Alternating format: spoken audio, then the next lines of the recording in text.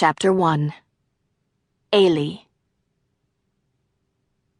Ailey debated going to check on her niece, Lily, but Torquil had only been awake for a few days. She couldn't yet stand to leave her betrothed for very long.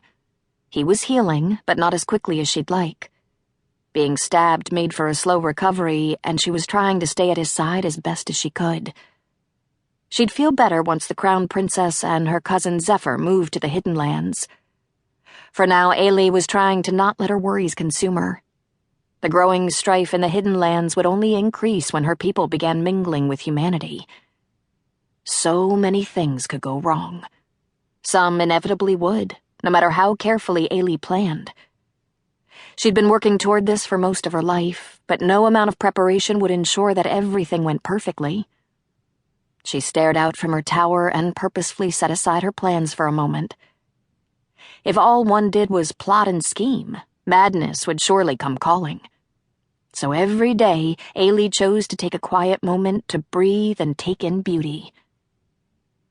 The glass tower where she stood reflected just enough moonlight onto the waves that they seemed to shimmer and wink at her. The sounds of sea and air were a constant soothing symphony in her home, and the sheer beauty of the water from her vantage point was often all she needed to find a moment of peace. There was something in her affinities that made her less and less separate from sea and soil over time. Maybe it was simply being the child of both courts. Maybe it was the way she'd shattered as a child.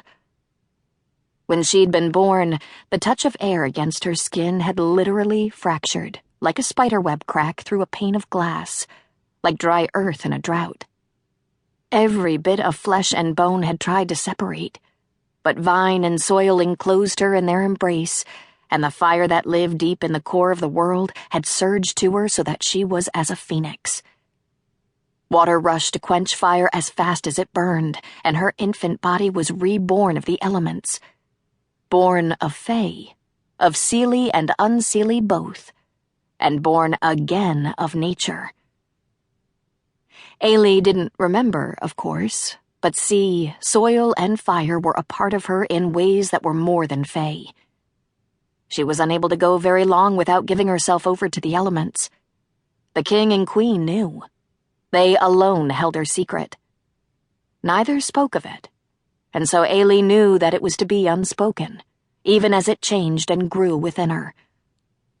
She would sacrifice anyone or anything, including the truth of her nature, for the courts. It was why she'd been born. For them. It was not a decision greeted well by many of the fae. Her seelie brothers were among those in protest. They and many of their kind saw only the maze of scars that covered her skin. They knew only that Ailey lived in a tower built for the daughter the queen had truly wanted and loved, the child that had died, and that Ailey was a replacement. They couldn't understand that the tower was a prison that her father was afraid to enter and in which her mother saw only ghosts.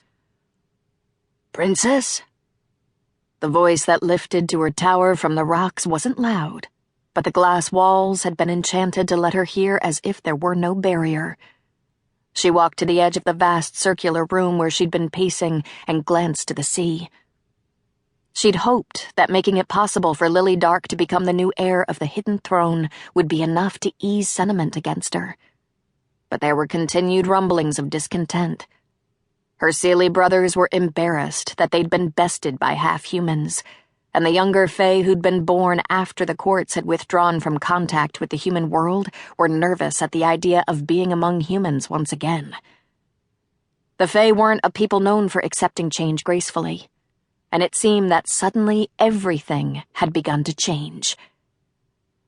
After Ailey checked to see that her injured fiancé was still resting, she descended the steps and went to do as she must.